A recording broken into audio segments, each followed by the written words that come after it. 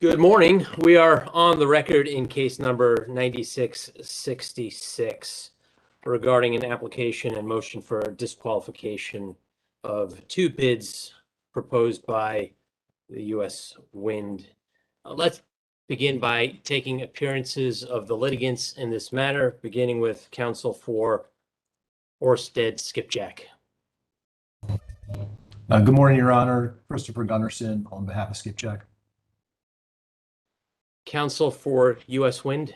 Good morning, Mr. Chairman and Commissioners. Carville Collins for U.S. Wind. Thank you. Counsel for the town of Ocean City. Good morning, Elise Prouty for the town of Ocean City.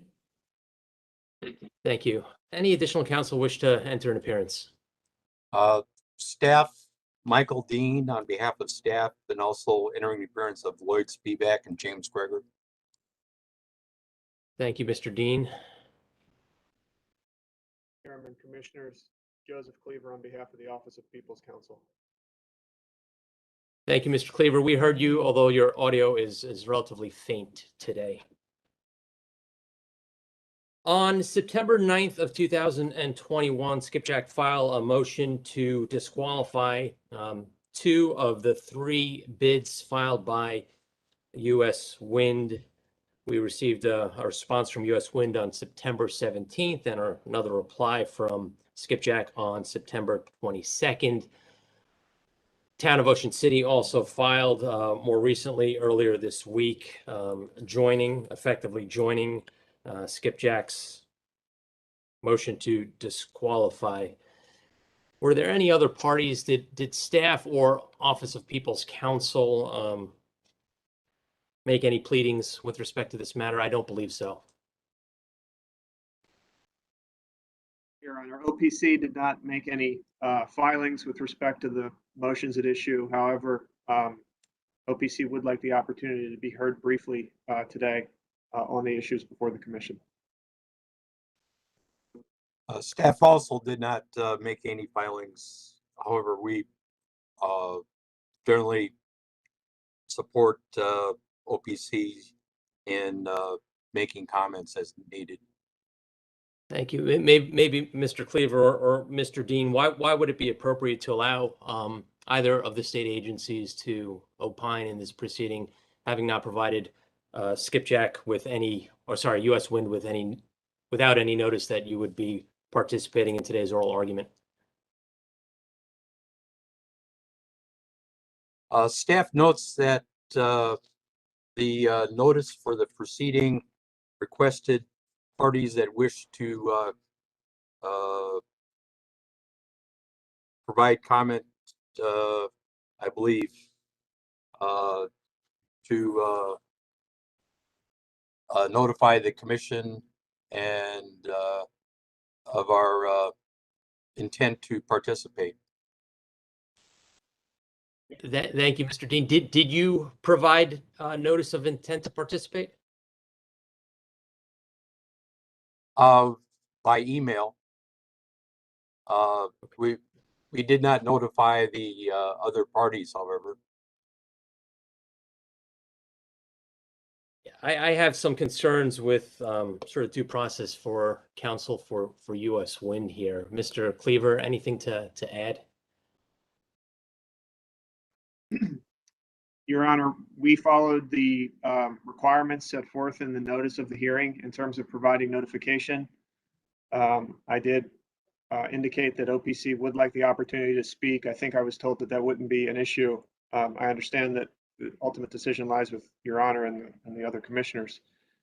In terms of due process, whatever I say today, parties would certainly have OPC would have no objection to any party responding to the comments that I'm prepared to offer to the Commission this morning.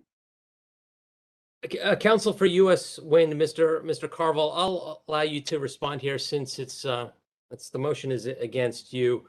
Do you have concerns with the participation of either Office of People's Counsel or staff counsel at today's argument? Mr. Chairman and Commissioners, I don't even know what position staff and the Office of People's Counsel would take in this matter. But I think in deference to those offices and the stakeholders that they have always been, and assuming their good faith, I don't think I have any objection to their weighing in and their expressing their views. We would reserve the right to respond to any of their argument today, but no objection to their wish to participate and speak at today's hearing. Okay, thank you, Mr. Collins. What I will be doing in this case, both staff counsel and OPC may participate after the oral arguments of the three other parties. OPC and staff counsel will not participate in the actual oral argument. Orsted and US Wind will each have approximately 10 minutes to make their arguments. I think that's sufficient time based on the question at issue. Town of Ocean City will have approximately 5 minutes. Commissioners may ask questions of the parties during the course of their arguments. Mr. Gunderson, if you're ready to proceed, you may. Thank you, Your Honor, and commissioners. The legislature clearly defined in this first round 2 application period that projects that are proposed in this application period must begin creating ORECs not later than 2026. By defining the date by which proposed projects must be designed to come online, the legislature placed equal burdens on each developer to propose projects that will achieve commercial operations by the legislature's chosen date. US Wind chose to divide 2 of its bids 2 and 3, each into 2 separate projects, each of which have their own commercial operation date and their own OREC price schedules. The first project in those bids, which US Wind calls Tranche 1, has a commercial operation date in 2026 and will begin creating ORECs in 2026. Therefore, we take no issue with Tranche 1 in this motion. The second projects in each of the 2 other bids 2 and 3, however, which US Wind calls Tranche 2, have commercial operation dates after 2026 and OREC price schedules under which they will not begin creating ORECs until after 2026. Quite simply, because those projects don't begin creating ORECs until after 2026, they cannot be considered in the present application period. However, the way that the legislature has set this up, US Wind would be able to submit those projects and have them considered in the round 2 year 2 application period, which calls for projects to begin creating ORECs not later than 2028. And that application period is currently open. Mr. Gunderson? Yes. Does not the word begin imply a continuation? It most certainly doesn't mean that creation of the ORECs would need to be complete in that year.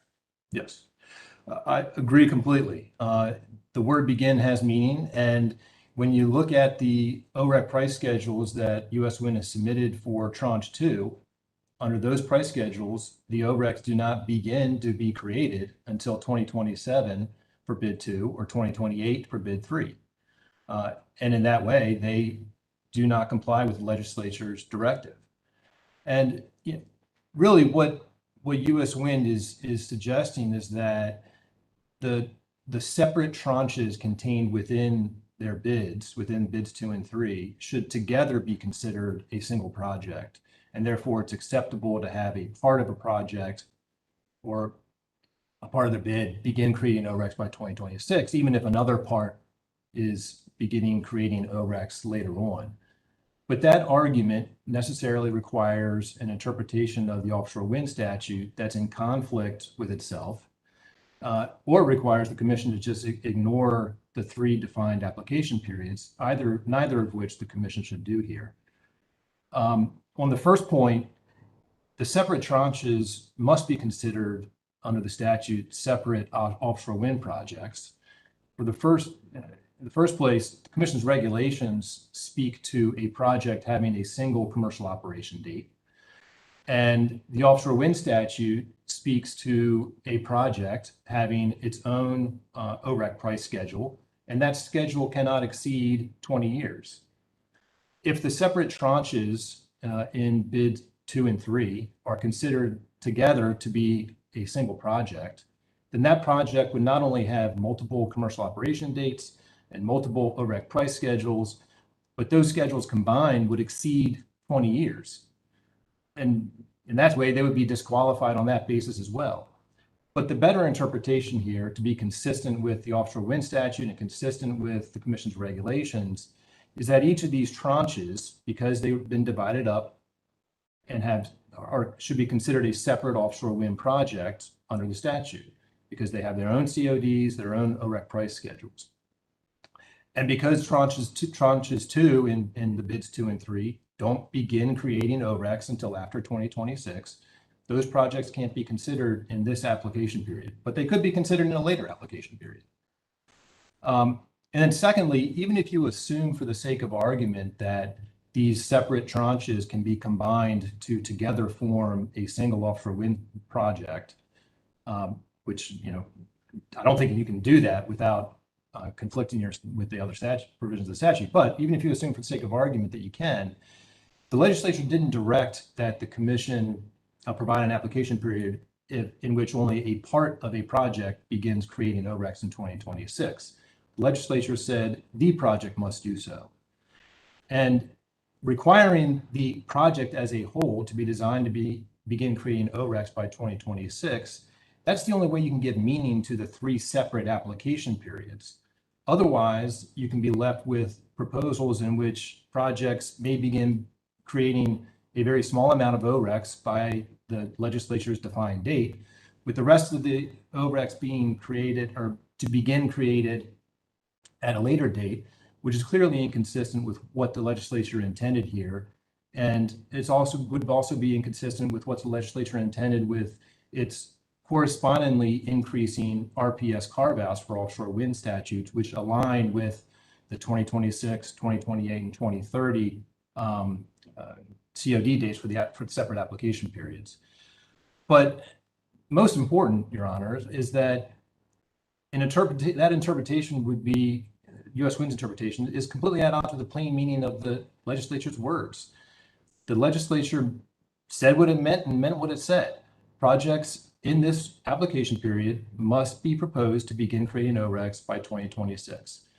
And the commission would be rendering those words meaningless if you ignored them and considered a project, tranche 2 in bids 2 and 3, that did not begin creating ORECs until after 2026. It's really that simple. I'll pause there and see if the commission has any questions. Otherwise, I would reserve any additional time to respond to Mr. Collins. Mr. Gunderson, is it clear? It's at least clear to me that when you refer to the word tranche, you're referring to a project. Is that correct? Correct. So, Mr. Gunderson, where is it in the statute that says that an OREC schedule can have varied prices? You seem to assume that there's no ability for a OREC pricing schedule to have more than one price. No, an OREC price schedule can have more than one price within the schedule, but if you have separate OREC price schedules, then each of those separate schedules are considered a separate project. And it's actually consistent with the commission's regulations. Hold on, say that again. I missed that. Help me say that again. Yes. So if a developer proposes 2 different OREC price schedules, then each one of those OREC price schedules is considered his own project. Where does it say that in the statute? Well, in the statute, it says that you turn to 7704.1 F1. Yep. Well, F1 is for round 1. I'm sorry. Well, F1 is an order. F1, Romanet 1 is for round 1. F1. Gotcha. Okay, sorry. So under F2, it says that an order the commission issues approving a proposed offshore wind project, so a singular project, shall specify the duration of the OREC pricing schedule not to exceed 20 years. And so what that tells me is that a single project must have a single OREC price schedule, and that price schedule cannot exceed 20 years. Well, to me, it says that a project shall have a schedule, but that the schedule, it doesn't seem to me that there's anything in there that says that the OREC price could be, could vary within the schedule. Doesn't say a single OREC price, so. That's fair. It doesn't say a single OREC price. The point that I'm making though is that because US Wind separated out its bid 2, for example, into 2 separate tranches, they call them the tranches, that each have their own OREC price schedules. Those separate tranches must be considered 2 separate offshore wind projects. Sure. I get your argument. Okay. And I was just going for if one were to assume that it was one project, that US Wind proposed one project, could it have varying schedules? And I think, forget about the timing issue. Let's not address that one because I think that is problematic potentially. But what I think I heard you say is it's potentially possible under the statute that a single project could have varying OREC prices. I think that's right. I don't think the statute excludes that. It doesn't appear Okay. to. All right. I would, to follow up on that though, under the commission's regulations, and I'm looking at COMAR 20.61.06.020, the commission did explain that, and I'll just read it, if an applicant submits multiple proposed OREC price schedules and related proposed OREC amounts, each proposed OREC price schedule and related proposed OREC amount, together with its related application, will be treated as a separate application. And so that just, that's consistent with treating each of these separate tranches because they have their own OREC price schedules as a separate proposed project. Okay, thank you. Mr. Gunderson, the commissioners may have additional questions for you at a later stage. We'll now turn to counsel for the town of Ocean City. You have 5 minutes. Good afternoon. This is Elise Prouty for the town of Ocean City, and I'm not going to use the full 5 minutes. The town of Ocean City's position is simply that it joins in the arguments being made by Skipjack in their briefing and those made by Mr. Gunderson today, seeking to disqualify the US Wind projects as to bids 2 and 3. Thank you. Thank you. We'll turn to counsel for US. Sorry, Commissioner O'Donnell. Prouty, why shouldn't I just view Ocean City's opposition to all these projects as being manifest or dilatory in this particular position you're taking on this issue? I'm sorry, Commissioner. It was a little difficult for me to hear the start of your question. Why shouldn't I view Ocean City's position on this particular matter as dilatory or simply a manifestation of your overall opposition to any of these projects? The town of Ocean City, it's their reading of the statute, same reading as how Skipjack read it. And for that purpose, that's why it's taking this position. So just out of an overabundance of fairness and fidelity to the black letter of the statute, Ocean City felt compelled to weigh in It did. on that and help us. Okay, thank you. Thank you. We'll now turn to counsel for US Wind, Mr. Carville. Thank you, Mr. Chairman and Commissioners, and good morning, everyone. Let me start with our contention that the Skipjack statutory interpretation argument is strained and contrived because for the reasons that we've already addressed in writing in US Wind's response, bids 2 and 3 do indeed conform to the statute.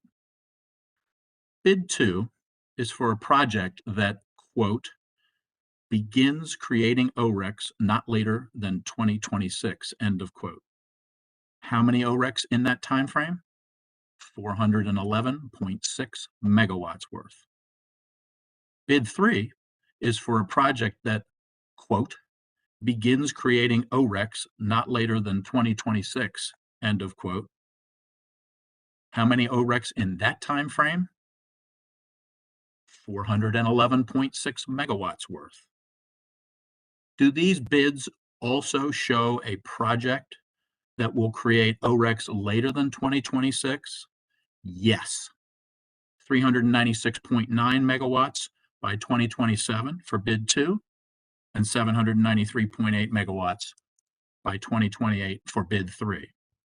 All consistent with the statute that said we must begin to create ORECs by 2026. And the statute's use of the word begin plainly implies, and this was a point that the chairman mentioned in his question, it plainly implies that after that date, ORECs could and would continue to be created. If the statute sought to prevent this continuation of OREC creation, as Skipjack contends, it would not say begin. It would have said projects to create the entirety of their ORECs, or it would have said projects to create all of their ORECs, not later than 2026. But the statute didn't say that. It only says we must begin to create ORECs by that 2026 date. And of course, the statute doesn't prevent the continuation of OREC creation because we know that the stated intent of the statute at 7-704.1 A1 and also 7-704.1 E is for the commission to approve overall at least 1,200 megawatts of round 2 offshore wind projects. And finally, of course, the statute does not permit the absurd contention made by Skipjack in its further reply at page 7 and repeated here again this morning, that under U.S. Wind's interpretation, Maryland could be waiting decades for a project that, quote, begins creating a single OREC to produce an amount of offshore wind energy meaningful enough to fulfill the statute's goals. This hypothetical attempted by Skipjack that U.S. Wind could create, say, 1 megawatt in 2028 and the rest of the megawatts, the other 399 by, say, 2040, that is a disingenuous characterization with no basis in reality. Our bids show a project creating not just 1 OREC by 2026. Our bids plainly and clearly show 411.6 megawatts by 2026, 808.5 by 2027, and 1,205.4 by 2028. What U.S. Wind has done here with its 3 bids is give the commission a complete set of options, all in accordance with the governing statute. The statute says, and its underlying rationale confirms, that the state needs at least 400 megawatts online by 2026, at least 800 megawatts online by no later than 2028, and at least 1,200 megawatts online no later than 2030. Significantly, U.S. Wind's 3 bids not only meet these 3 needs of those 3 dates and those 3 amounts, they actually exceed these needs in the case of bids 2 and 3. Bid 2 proposes to deliver to the state about 800 megawatts 1 year earlier in 2027. Bid 3 proposes to deliver to the state 1,200 megawatts 2 years earlier in 2028. U.S. Wind respects the Commission's full discretion to proceed at any pace on offshore wind development.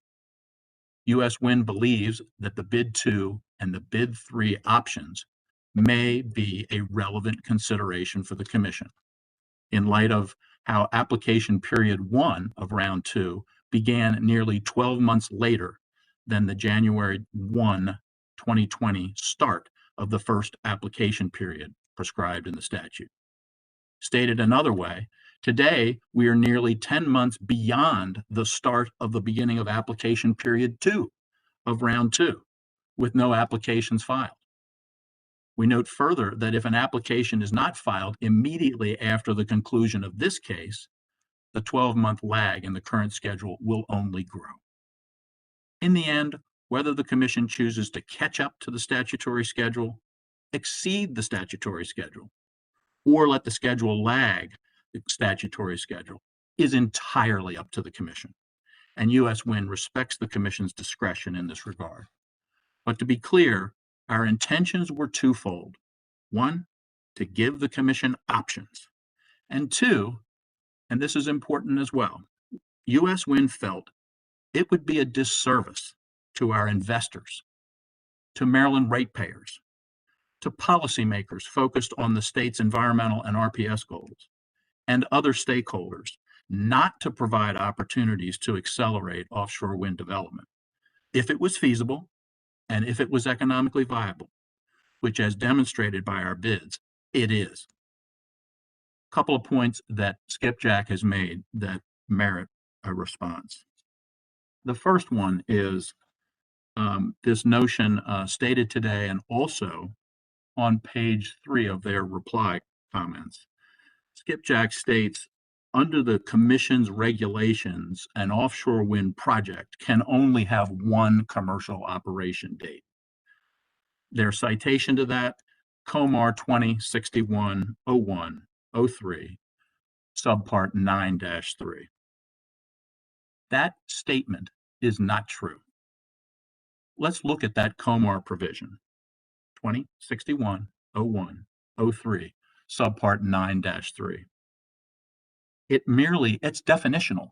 It merely provides the definition of project COD. It means, and I quote, means with respect to a qualified offshore wind project, the date on which the project satisfies the requirements for demonstrating commercial operation required by its interconnection service agreement, as may be amended, modified, or supplemented from time to time, period, end of quote. Nothing in the language of this regulation that I just read says or infers a project can only have one COD. In truth, the definition of project is given by other COMAR sections, specifically COMAR 2061-01-03, subpart 9-2, and also subpart 9-11, which makes reference to the statute. I quote, the COMAR provision there says qualified offshore wind project means a wind turbine electricity generation facility, including the associated transmission-related interconnection facilities and equipment, that one is located on the outer continental shelf, and two interconnects to the PJM interconnection grid at a point located on the Delmarva Peninsula, end of quote. Neither the statute nor this COMAR provision adds and 3 that has one single commercial operation date or one single COD. Despite Skipjack's alleged vast expertise in offshore wind, Skipjack has conveniently forgotten, or they've chosen to ignore, that bigger projects are ordinarily built in phases or tranches, as we've been saying.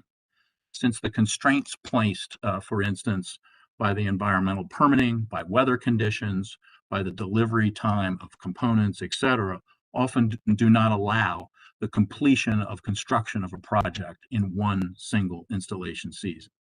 Mr. Collins, you have one minute remaining. Thank you, Mr. Chairman. In these cases, the project is electrified in subsequent batches and does not become less of a project for this. I think Ørsted is well aware of that dynamic.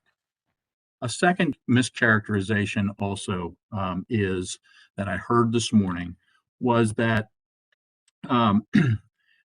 that there would somehow, by virtue of these tranches in bids 2 and 3, it would extend the OREC schedule beyond 20 years to a period of 21 years in the case of bid 2 and a period of 22 years in the case of bid 3. Unfortunately for Skipjack, the 21 and 22 year periods alleged do not exist. I refer you specifically to section 4.11 of U.S. Wind's application and Appendix 4.11.1, which begins on page 1196 of Volume 2. In that portion of our application and appendices, for bid 1, the period is 2026 to 2046. For bid 2, the second tranche, the period is 2027 to 2047, a 20-year period. And for bid 3, tranche 2, the period is 2028 to 2048, another 20-year period. These mischaracterizations and these word games should not be tolerated. And skipjack cannot be permitted. Mr. Collins? Yes. Mr. Collins?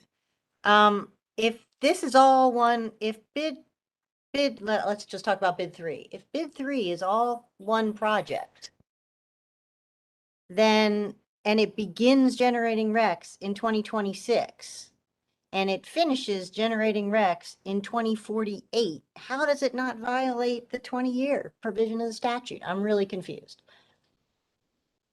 As indicated in our schedule that was provided in our application, that first tranche goes precisely in accordance with the 20-year period. But your argument, but wait a minute, your argument is that you, for bid 3, you begin generating ORECs in 2026. And from what I just heard, you complete them in 2048. How does that not violate the 20 years? I'm really having a hard time with it. You'll notice in our application 2 schedules, one that corresponds to the first tranche and one that corresponds to the second tranche. In that second tranche, the 20-year period is 2028 to 2048.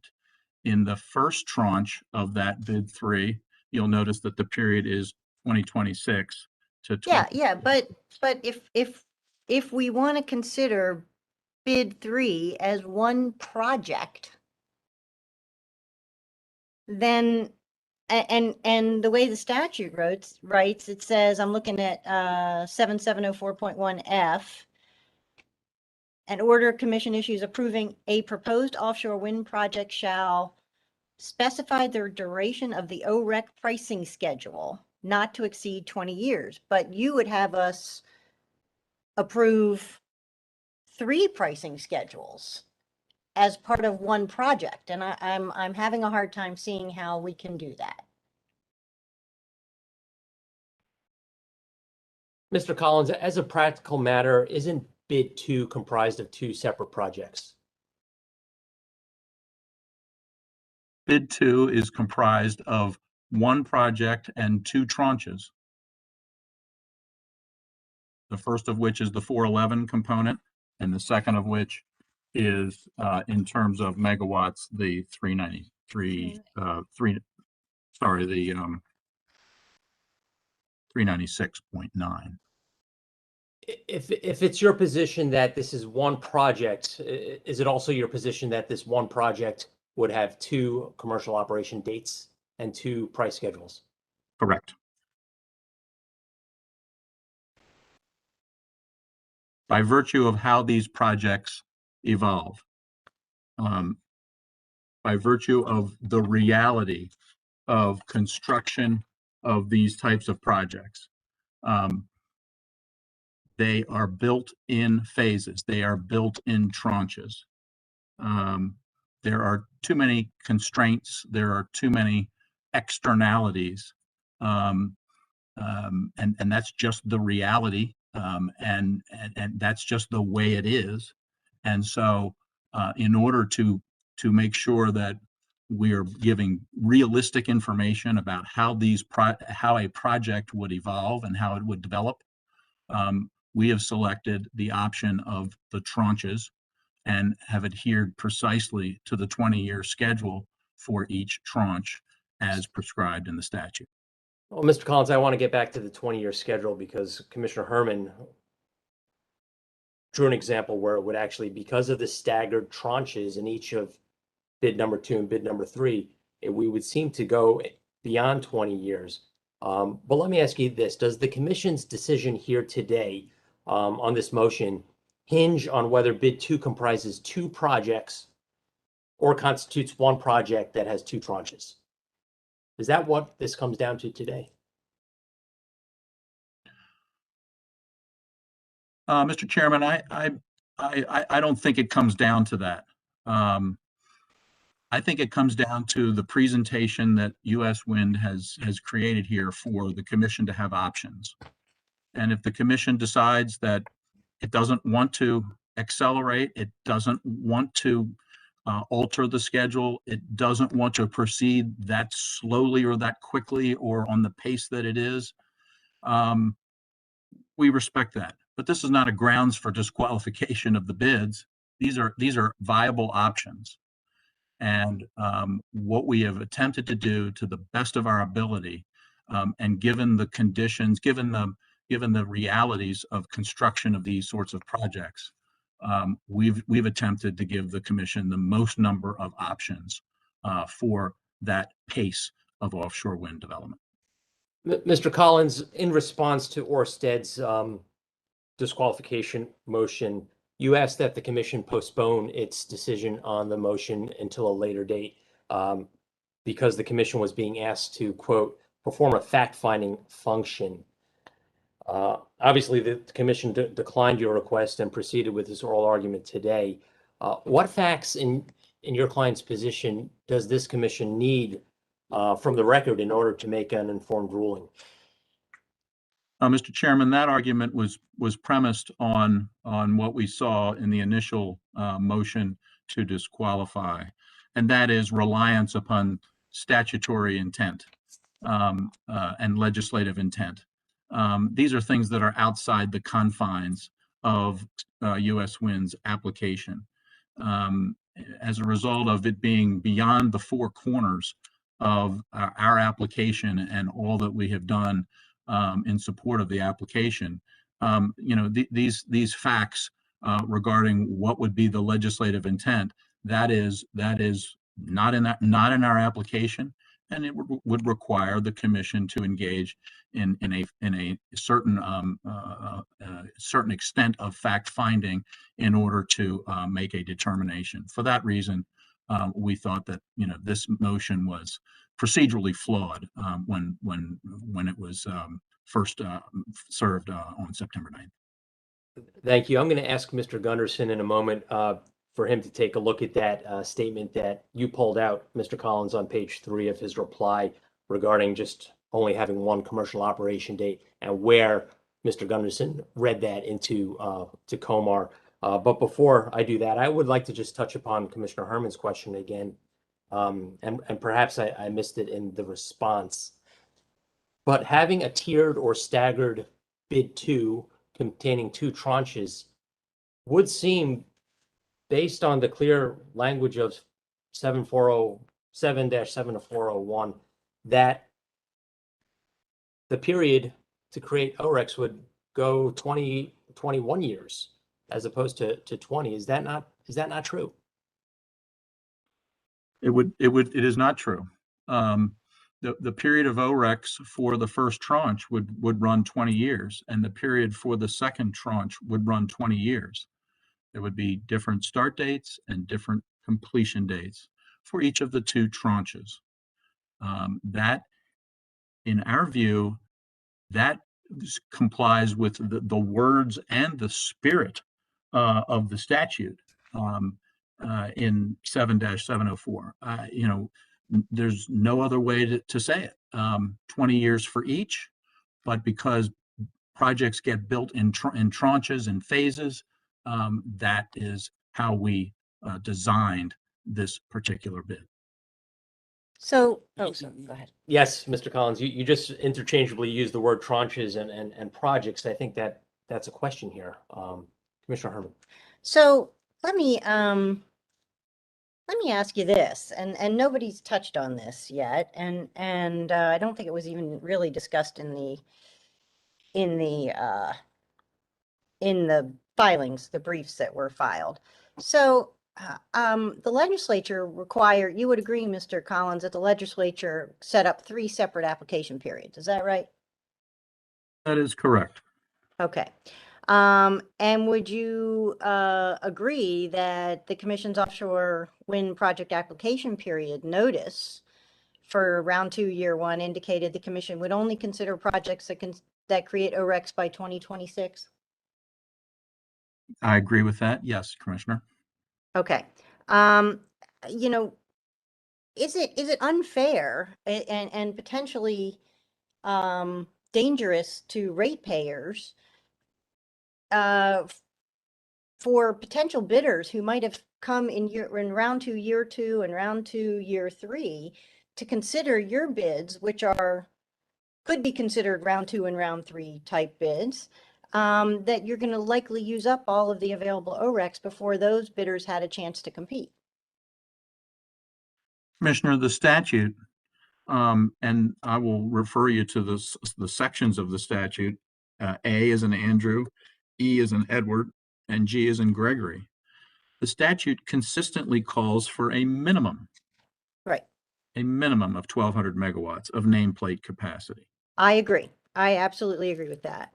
The 3 application periods that you're referring to are included in the statute to provide the state with additional chances to meet its RPS goal for offshore wind, if such goal is not fully met in the first or in the second application period. So we agree that there will be 3 periods. There'll be 3 periods because each period will always be significant. Each period will never be meaningless as long as there will still be ORECs to be awarded. All right, but aren't you shifting risk onto ratepayers by limiting competition in future rounds, and you're placing the risk on customers now if we approve what effectively would be potential competition in round 2 and round 3? Usually prices go down. So aren't you then shifting the risk to ratepayers that the prices would go down, but we're not going to have competition for those ORECs in round 2 and 3? Commissioner, I hope that that's the case, that over time prices go down. But for us to make that prediction, for us to take that position, is unrealistic. It's unrealistic for our investors. It's unrealistic for our project economics. So we can't say what will be a year from now or 2 years from now or in any subsequent period. We can't say what the level of competition would be. Maybe there's only one eligible bidder. Maybe one bidder fails a statutory ratepayer test and is ineligible. That may be something that the Commission determines. So we cannot predict in a future period what a particular extent or level of competition would be. What we do know is that if there are OWECs to be awarded and there is a further application period, and the Commission can set as many application periods as it likes, not just the 3. Under the statute, you can set more if you wish. In each of those situations, there will be an opportunity for ORECs, and applicants can apply and compete if they like, but we don't know if the level of competition will be greater or less in any future period. It's just too difficult for us to predict. Okay. So is it let me give you you said that Skipjack's hypothetical was untenable, but let me give you a different hypothetical. If your project is 411 megawatts, would it be U.S. Wind's position that if they completed 311 megawatts and started creating ORECs then, but didn't complete the last 100, would that meet the statutory requirement of creating ORECs not later than 2026?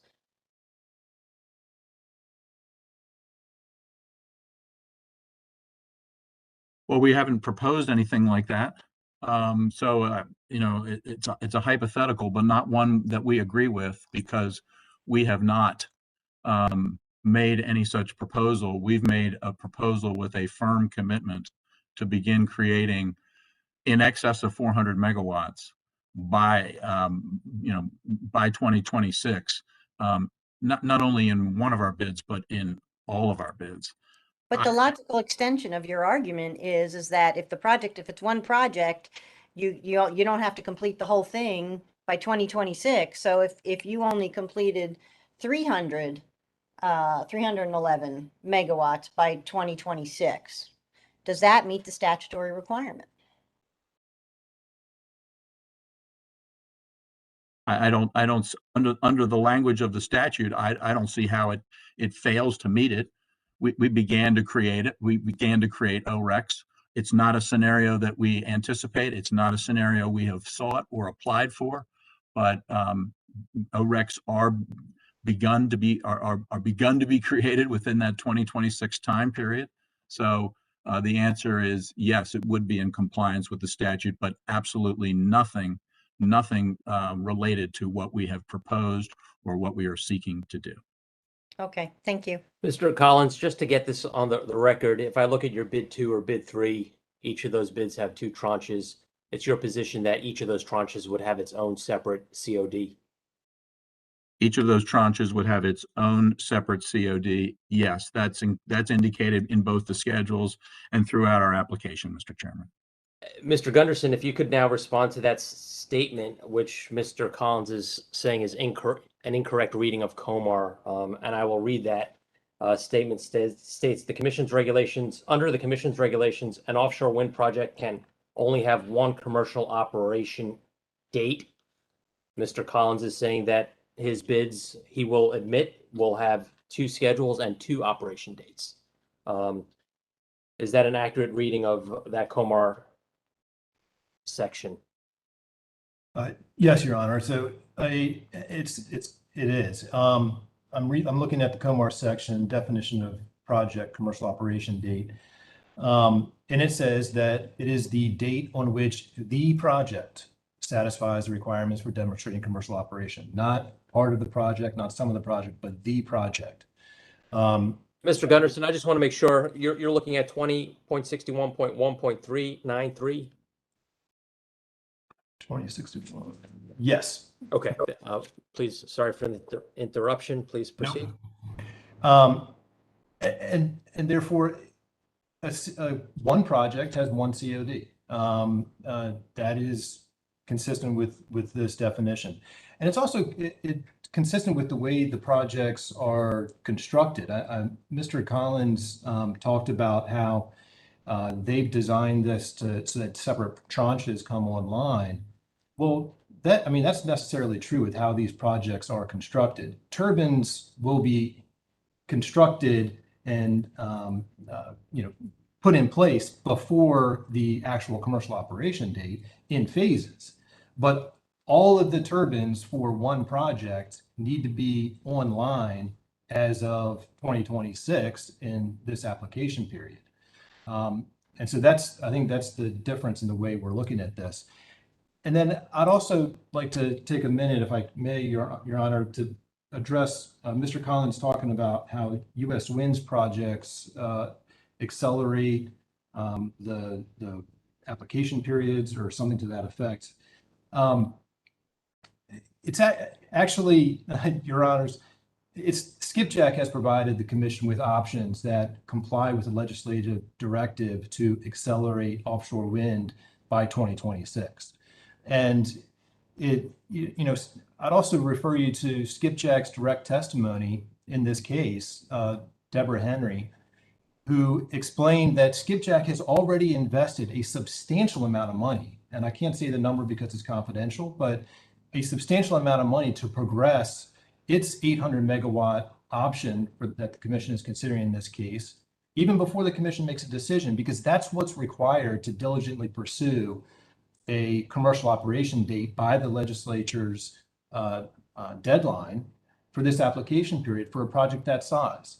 And U.S. Wind decided that it couldn't or didn't want to meet that deadline for an 800 megawatt project, and that's fine. But they're not allowed to then submit that project in this application period. They can submit a project in the next application period. Allowing U.S. Wind to skirt by the legislature's requirement and not sharing that burden That's not consistent with a fair application process. So unless the commission has any other questions, though, we submit that, and we respectfully request that the commission grant the motion. Mr. Gunderson, I just was looking at it. So 20.61.01.03B, the definition 9-3 has these words that haven't been discussed at the end of that definition. And it's this: may be amended, modified, or supplemented from time to time. What do those words mean? Yeah, so what that means is that under the commission's regulations, a project's initial commercial operation date may be amended from time to time if their circumstances warrant.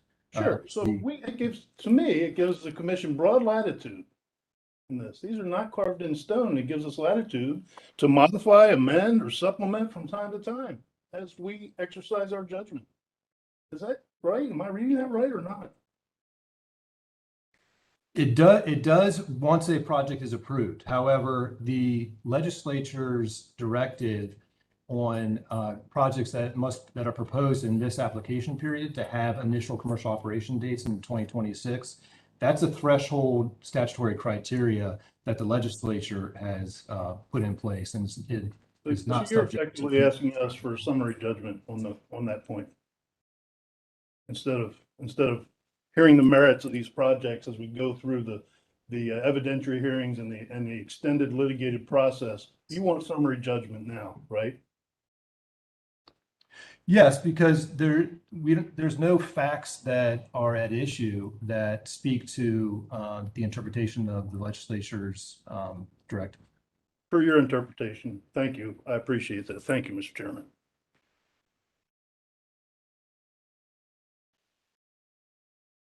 Do commissioners have additional questions of the parties?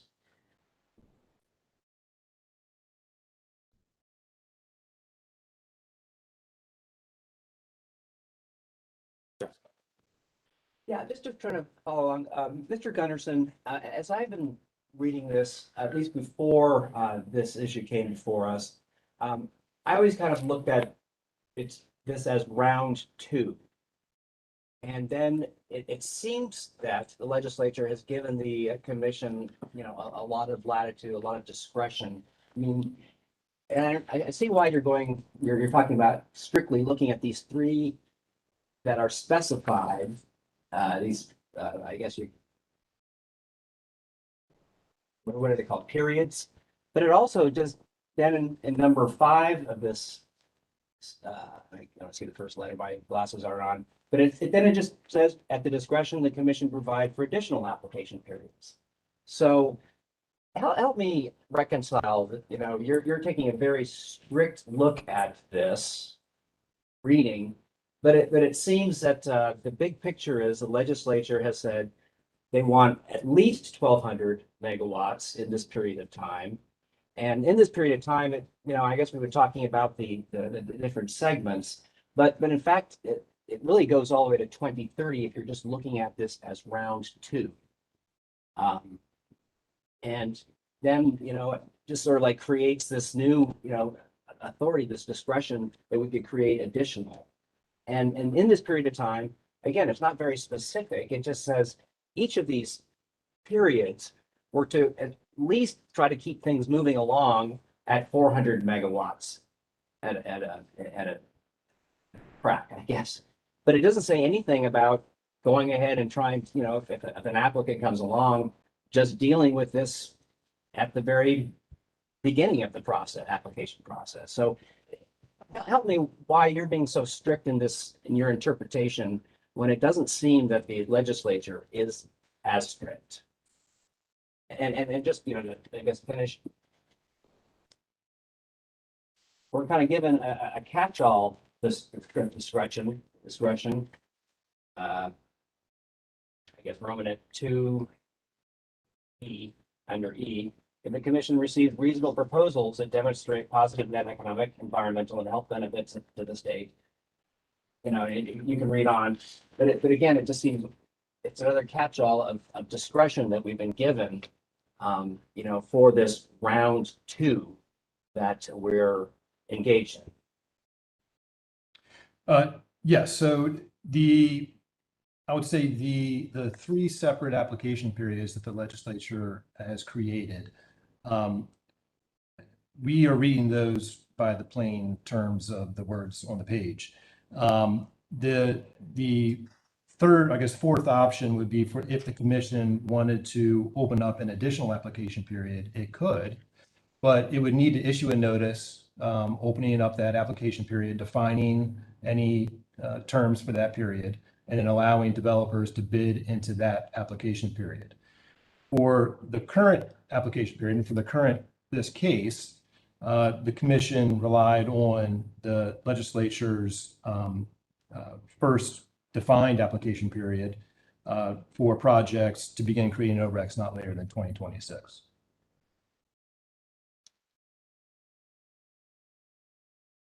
Okay. All right. Well, I still see this as round two, and I'm having a hard time understanding the specificity. But anyway, thank you, Mr. Chairman. Think so. Thank you. Okay, seeing no additional questions, this portion of the argument is over. We'll now hear from staff counsel. Thank you, Your Honor.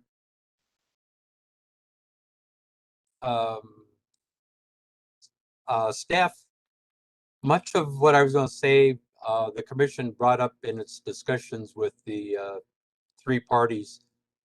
Staff generally supports a construction of the statute that gives the text its plain meaning, unless specific terms are defined.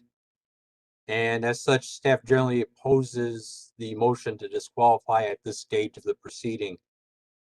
Lastly, staff notes that projects approved in round one generally have not met their construction schedules. And as a result, staff would be hesitant to recommend any disqualification of a round two bid based solely on a OREC schedule that includes turbines entering operation after 2026, given that it's possible that some of the projects in the future may need to have their construction delayed past 2026. Thank you. Thank you. Counsel for Office of People's Counsel. Chairman, Commissioners, Joseph Cleaver on behalf of the Office of People's Counsel. Your Honor, based on the papers that have been submitted and OPC's review of the papers and the statute, OPC's view is that Section A4 that Skipjack relies upon in support of its motion does not provide a basis to disqualify U.S. wind bids 2 and 3 as a matter of law at this time.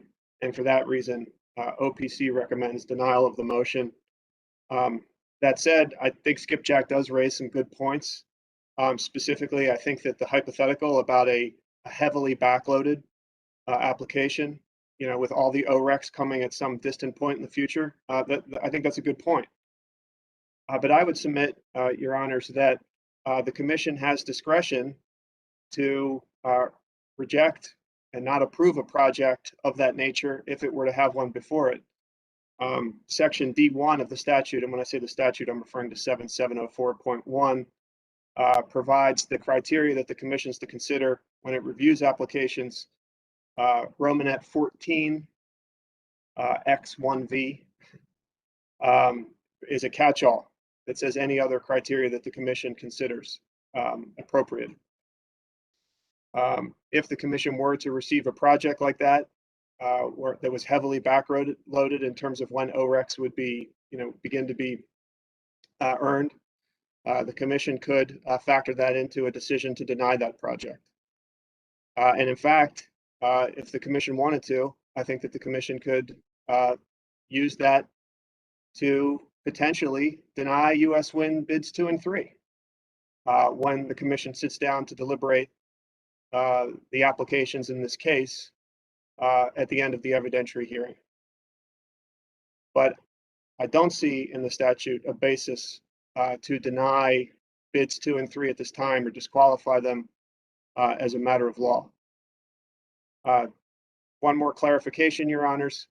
I would just add that OPC thought the testimony of its witness Max Chang on Friday, September 24th. Mr. Chang found ICF's analysis to be reasonable. And as Mr. Chang points out in his testimony, and as we all know, ICF concluded that the Marwin bids 2 and 3 don't meet the non-residential rate impact thresholds set forth in 7704.1. Nothing that I've said today should be construed to change Mr. Chang's comments on those projects. And what I'm saying today should not be construed as any kind of endorsement of those projects, but rather OPC chose to speak today just to offer its view that at this point in time, it does not see a basis to disqualify these bids as a matter of law. Thank you. Thank you. Due to the expedited nature of this proceeding in case 9666, there will be no written briefs after this oral argument today. However, I will give Mr. Collins an opportunity to respond. Thank you, Your Honor. Just very briefly, Mr. Chairman and Commissioners. There are a couple of things. First, there was a suggestion from Skipjack that we can't meet the deadline in certain tranches and certain aspects. But if you look at our overall bids that we have submitted, we're not only meeting the deadlines, we're exceeding the deadlines. We are giving the opportunity to the commission, if the commission decides to exercise its discretion, to move even faster and produce more than 1,200 megawatts by 2028 and not wait until 2030. So we're not missing deadlines. We're actually meeting the deadlines and giving the commission an opportunity to exceed deadlines. The second point I would make, Commissioner Richard and others have touched on it, which is, and so has People's Counsel, the discretion of the commission. And it is significant. Much has been said over the 111-year history of the institution, from the Court of Appeals on down.